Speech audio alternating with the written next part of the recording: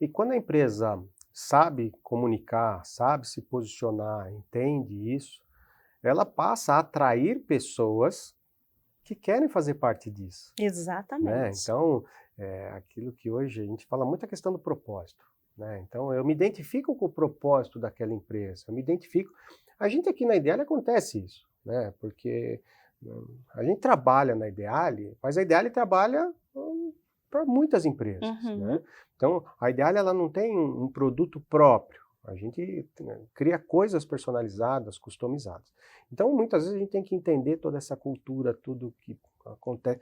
E com a gente acontece isso. Tem empresas que a gente se identifica muito mais.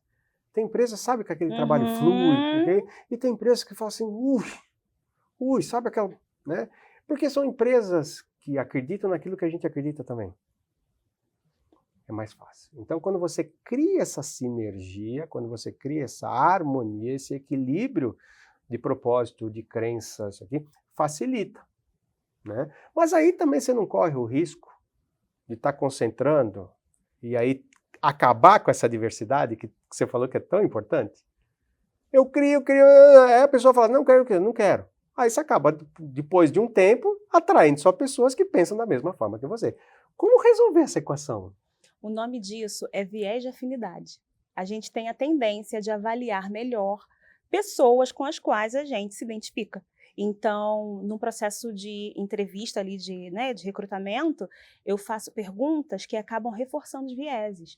Então, eu Entendi. pergunto, por exemplo, você fez faculdade em que curso? Ah, eu fiz na USP. E aí, se eu fiz na USP, ou se de repente ele é um bom candidato, porque ele fez Sim, na USP. exatamente. Me conta um pouco da sua vida pessoal fora daqui. Ele diz: "Ah, eu gosto de ver série, eu gosto de ver filme, eu sou uma pessoa analítica, eu adoro ver filme e série". Olha, ele é inteligente, porque série é uma coisa, né, que aguça tanta criatividade, de repente ele é um cara criativo. E aí eu vou mais fundo e faço perguntas absolutamente desnecessárias. Aí eu pergunto assim: "Você tem filho?". E aí, se é uma mulher, a resposta e o entendimento quanto a essa resposta é um, se é homem é outro. Então, eu sou mulher, vou dizer: "Ah, eu tenho 2 filhos". Aí você que está me entrevistando, você diz assim: "Ah, ela tem filho. Não sei se ela vai conseguir, Ih, vai faltar. vai faltar", Ih, isso e aqui tem que levar filho na escola. entendeu? Ih, tem reunião. E aí a gente Como se o pai começa, não fizesse tudo isso, tá? exato, né? Então a gente começa a, manipular e a tendenciar esse discurso. Tá. Aí, no final das contas, eu, por exemplo, que sou uma mulher solteira sem filhos, eu vou admitir uma mulher solteira sem filhos. Te gera mais oportunidades? Hoje, pelo mercado de trabalho com essas coisas, esse viés inconsciente, essas crenças, aquele preconceito, pelo fato de você ser uma mulher, 40 anos, solteira sem filho, você percebe que o cara olha e fala assim, Sinceramente, é, sim, e não deveria. não deveria. Ok, Não mas deveria. acontece. A gente precisa evitar algumas perguntas nesse processo de entrevista de recrutamento, porque essas perguntas acabam manipulando a escolha do recrutador. Então, ao invés de você perguntar, fazer perguntas como: "Você tem filhos? Você mora, onde é que você mora? Você mora muito longe?", perguntas, né, íntimas. Você extrai essas perguntas do seu processo Me e no fale um fi pouco sobre me você. fale um pouco sobre você. Tem alguma coisa que você quer falar sobre Uhum, você que eu não perguntei? E aí deixa que o candidato, se ele sim, quiser, ele vai se expressar. Então, eu entendi. acho que é o papel do recrutador ali, do entrevistador, fazer perguntas intencionais, perguntas que de fato sejam inclusivas e, na verdade, não uma, ferramenta para a exclusão das É um pessoas. interrogatório, né? Não interrogatório, É. exatamente. Porque aí é o meu sentimento, tá? Faz muito tempo que eu não participo de um processo de entrevista, né? São 20 anos de ideário, né? Mas eu fico imaginando, às vezes eu não sou selecionado para uma vaga por alguns critérios, né? Mas, dependendo do tipo de pergunta do selecionador, do recrutador, eu vou carregar aquilo comigo. Falei, eu não fui selecionado para essa vaga aqui por causa que eu tenho filho, por causa que eu moro longe. E às vezes não foi. Às vezes foi para uma outra. Ou às vezes tem um candidato melhor do que eu. E Uhum, pode acontecer, tudo uhum, bem, né? uhum. Mas ao longo do tempo eu também vou carregando isso. E isso acaba trazendo problemas para mim, né? E aí hoje a gente se discute muito uma coisa que é a tal da saúde mental. Isso acaba trazendo, né? Poxa, eu não faço. E aí eu começo a ter dificuldades. Eu, de também entrar num processo de inclusão. Porque eu já começo a falar assim, não vou, eu não sirvo, não dá, né? Você sente que isso afeta efetivamente as pessoas também?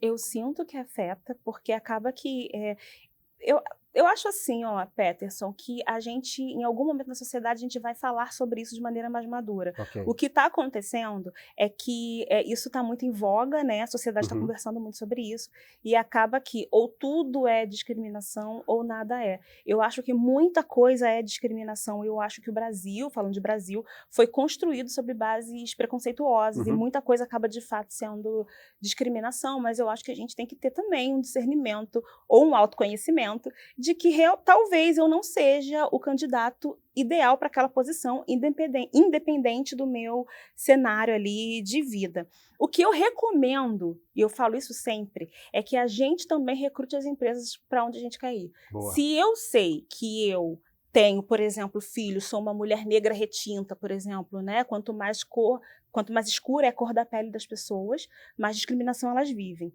Então, se eu sou uma mulher, se eu sou uma pessoa retinta, né, de pele retinta, se eu tenho filhos, é importante que eu escolha e procure empresas que abracem de fato a minha Ok. diversidade e que eu vou ter certeza que eu vou ser recrutada pelo candidato que eu sou e não pelo estereótipo que eu apresento. Então, existem muitas empresas, e aí o LinkedIn está cheio delas, que fazem diversidade de maneira séria, de maneira genuína, Sim. e são nessas que a gente foca, Ok. né, já que você entende que você tem ali uma interseccionalidade ou que você cruza, né, muitos preconceitos, é vítima de muitos preconceitos, você escolhe empresas intencionalmente, aí você também recruta a empresa para onde você quer ir.